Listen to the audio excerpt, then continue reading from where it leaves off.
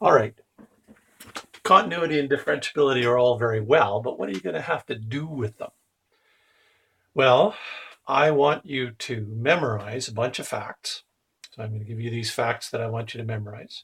I want you to memorize these rules. And then here's some of the things you might have to prove using the definition from the previous thing. So let's go through that. The facts to memorize. The function z to the power n for integer n bigger than or equal to 0 is continuous everywhere. So that's a wonderful fact. The function z to the minus n, where n is a positive integer, is continuous everywhere except where you're dividing by 0. And in fact, if n is equal to 0, that's okay too. This is integer n bigger than 1, bigger than or equal to 1. So 1 over z is discontinuous at the origin. The function e to the z is continuous everywhere. Differentiable functions are continuous. On the previous video, you saw that all of the differentiable functions were sitting inside the set of continuous functions. I want you to remember that. The function log of z is more complicated, and likewise z to the power alpha, where alpha is not an integer. Those are the basic alphabet of your continuous functions. The rules that you have to memorize are that if f and g are two functions that are continuous, then so are their sum and difference. So f plus or minus g is also continuous. F times g is also continuous.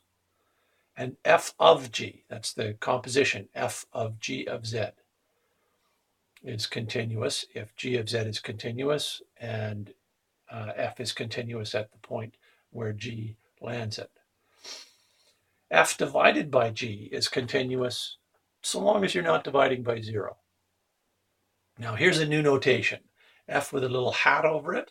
This is the functional inverse of f. So this means that f composed with f hat just gives you z.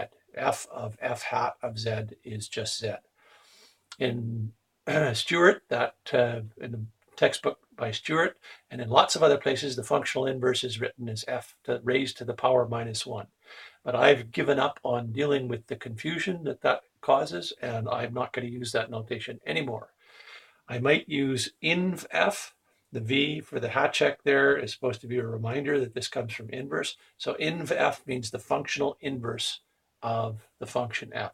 This notation was invented by Professor David Jeffrey, and I like it very much, and we're trying to make it a thing so you can go out and do your part. The inverse function is not arctangent or something, it's inverse tangent. It's not arc cosine, it's inverse cosine. And you please don't write it as cos to the power minus 1. Anyway, things that you might have to prove on midterm is that the absolute value of z is continuous. Over the complex plane, that function is not differentiable. That's a funny one because as a real function, it's differentiable for z bigger than 0, and it's differentiable for z less than 0.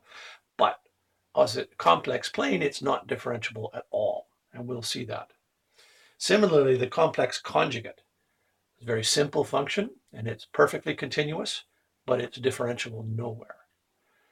And you might have to prove one or the other or both on the midterm. So that's worth going through the details because I'm going to see if you can do that.